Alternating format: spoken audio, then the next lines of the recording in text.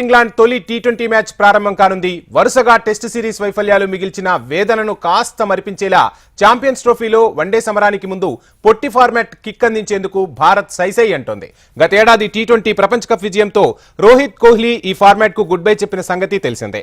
అక్కడి నుంచి కుర్రాళ్లతో నిండిన టీమిండియా నిర్భయంగా చెలరేగిపోతుందని చెప్పాలి. ఇక అసాధారణ రీతిలో పరుగుల వరద పారిస్తోంది టీమిండియా. మన బ్యాటర్లు బంతిపై కసిని చూపిస్తూ బౌలర్లపై నిర్దాక్షిణ్యంగా విరుచుకుపడుతున్నారు. దీంతో 200 పరుగులనేది సర్వసాధారణంగా మారిపోయింది. టీ20 ప్రపంచ కప్ తర్వాత ఆడిన 11 టీ20లో భారత్ 7 సార్లు 200కు పైగా పరుగులు సాధించింది. ఛేదనలో 132 పరుగులను 11.5 ఓవర్లలో అలవోకగా 156 పరుగులను 15.2 ఓవర్లలోనే అందుకుంది టీమిండియా. ఇక టీమిండియా స్వల్ప వ్యవధిలోనే అనేక విజయాలు సాధించింది. ఐసీసీ శాశ్వత సభ్య దేశాల మధ్య మ్యాచ్లో అత్యధిక పరుగులు సాధించింది. గతేడాది హైదరాబాద్లో బంగ్లాదేశ్పై 297 పరుగులు సాధించి వారేవా అనిపించేలా చేశారు మన కుర్రాళ్లు. ఓ టీ20 మ్యాచ్లో మధ్య ఓవర్లలో అత్యధిక పరుగులు బౌండరీల రూపంలో ఇలా ఎన్నో రికార్డులను టీమిండియా సొంతం చేసేసుకుంది.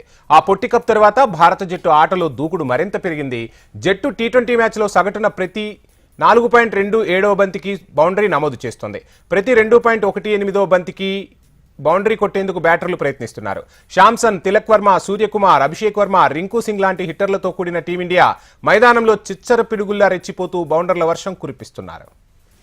ఇక టీమిండియా ప్రత్యర్థి ఇంగ్లాండ్ కూడా తక్కువ కాదనే చెప్పాలి. కోచ్గా టెస్ట్ క్రికెట్లో ఇంగ్లాండ్కు దూకుడు నేర్పి ఆ జట్టు ఆటను మరో స్థాయికి తీసుకెళ్లిన మెక్కలమ్ ఇప్పుడు పరిమిత ఓవర్లలోనూ కోచ్గా వ్యవహరిస్తున్నారు. టెస్టుల్లోనే బజ్బాల్ ఆటతో టీ20లను తలపించే ఇంగ్లాండ్ ఇక మెక్కలమ్ కోచింగ్లో టీ20లో ఎంత